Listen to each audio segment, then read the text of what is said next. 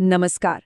प्राचीन भारत में एक राजा के लिए अपने सिंहासन और साम्राज्य को महफूज रखना सबसे बड़ी चुनौतियों में से एक था।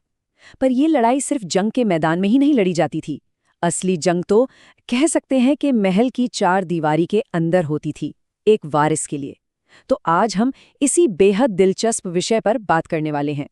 तो सोचिए जरा, प्राचीन भारत में एक राजा को सबसे ज्यादा डर किस चीज से लगता होगा? किसी बड़े युद्ध से, या शायद अकाल से, या फिर किसी बाहरी हमले का डर? नहीं, इन सब से भी बड़ा एक डर था। एक ऐसा डर जो सीधे सीधे उनके शासन की, उनकी पूरी सल्तनत की बुनियाद से जुड़ा हुआ था। वो सबसे बड़ा डर था एक पुरुष उत्तराधिकारी, यानी कि एक वारिस पैदा न कर पाना।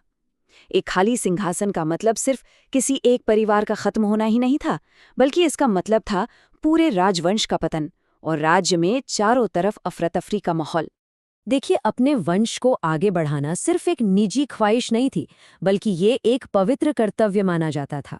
धर्मशास्त्र जैसे प्राचीन ग्रंथों में तो इसे राजा का सबसे बड़ा धर्म बताया गया है, क्योंकि इसी एक चीज पर पूरे समाज और राज्य का संतुलन टिका हुआ था। तो चलिए अब इस मामले की गहराई में उतरते हैं। इस बहुत बड़ी मुश्किल से निपटने के लिए प्राचीन समाज ने काफी अनोखा और औपचारिक तरीका निकाला था। इस तरीके को नियोग कहा जाता था। अब देखिए, नियोग को समझना बहुत जरूरी है। ये कोई चोरी छिपे वाला रिश्ता नहीं था, बिल्कुल भी नहीं, बल्कि ये तो एक सामाजिक और धार्मिक रूप से पूरी तरह से मंजूर की हुई प्रक्रिया थी। और इसका सिर्फ और सिर्फ एक ही मकसद था, राजवंश के लिए एक कानूनी वारिस को पक्का करना। और यही बात इस प्रथा को और भी ज्यादा खास बना देती है। इस प्रक्रिया से जो बच्चा पैदा होता था उसे क्षेत्रज पुत्र कहते थे। कानूनी तौर पर वो बच्चा पूरी तरह से उस महिला के पति का ही वारिस होता था। वंश, संपत्ति, पद, सब कुछ विरासत में उसी को मिलता था। चलिए अब आगे बढ़ते हैं और देखते हैं कि ये सब होता कैसे था।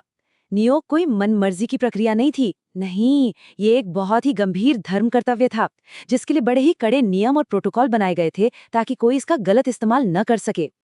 और ये नियम सिर्फ कोई कही सुनी बातें नहीं हैं। हमें इनका पूरा ब्यौरा मनुस्मृति और याज्ञवल्क्य स्मृति जैसे बड़े बड़े धर्मशास्त्रों में मिलता है।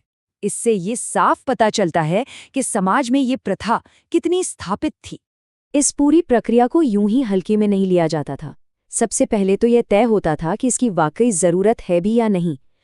फिर महिला की सहमति लेना सबसे जरूरी था। उसके बाद परिवार के बड़े बुजुर्गों और गुरु से बाकायदा इजाजत ली जाती थी, और तब जाके किसी योग्य पुरुष को इस कर्तव्य के लिए चुना जाता था। अच्छा, तो इस काम के लिए किसे चुना जा सकता था? इसकी भी एक तय लिस्ट थी। ज्यादातर पति का छोटा भाई या फिर कोई नजदीकी रिश्तेदार ही चुना जाता था। किसी भी हालत में कोई अजनबी इस काम के लिए नियुक्त नहीं किया जा सकता था। मकसद था कि वंश की पवित्रता बनी रहे। ये क्रिया अपने आप में एक तपस्या जैसी थी।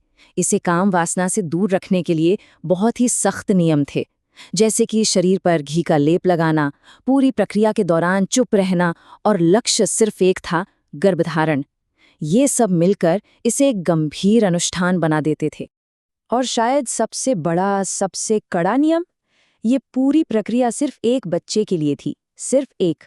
जैसे ही गर्भधारण का मकसद पूरा हुआ, ये रिश्ता, ये कर्तव्य वहीं खत्म हो जाता था।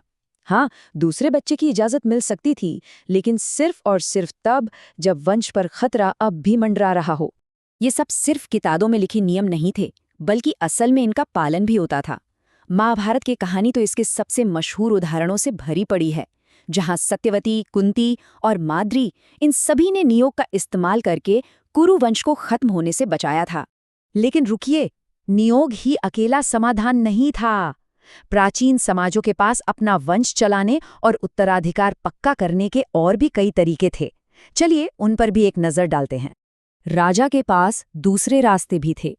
वो कानूनी तौर पर किसी बेटे को गोद ले सकता था, जिसे दत्तक पुत्र कहते थे, या फिर वो एक और शादी कर सकता था, या फिर जैसा कि रामायण में राजा दशरथ ने किया, पुत्र कामेष्टि यज्ञ जैसे खास धार्मिक अनुष्ठान का सहारा भी ले सकता था। नियोग और गोद लेने में एक बहुत बड़ा फर्क था, इसे समझना जरूरी है। जो क्षेत्रज पुत्र था, वो भले ही जैविक रूप से किसी और का था, लेकिन उसे उसी कुल के खून का हिस्सा माना जाता था। वहीं दूसरी तरफ गोद लिया गया दत्तक पुत्र परिवार में एक नई रक्त रेखा की शुरुआत करता था। तो अब सवाल ये उठता है कि ये प्रथा आज हमें क्यों देखने को नहीं मिलती।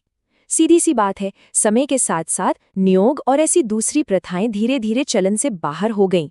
इन सभी मुश्किल नियमों की जड़ें एक पितृसत्तात्मक समाज में थीं। मतलब एक ऐसा सिस्टम जहां सब कुछ, जायदाद, पद, पहचान पिता से बेटे को ही मिलता था। तो जाहिर है पुरुष वारस उस सामाजिक व्यवस्था का सेंटर पॉइंट था और उसे पाने के लिए समाज ने ये रास्ते बनाए थे। जैसे जैसे वक्त बदला, समाज की सोच भी बदलती गई।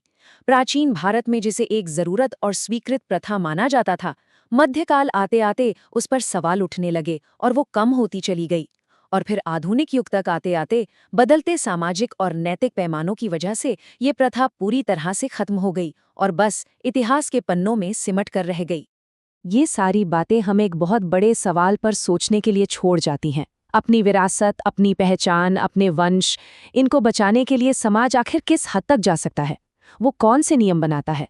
और फिर वक्त आने पर उन्हीं नियमों को क्यों और कैसे तोड़ देता है? इस पर सोचिएगा जरूर।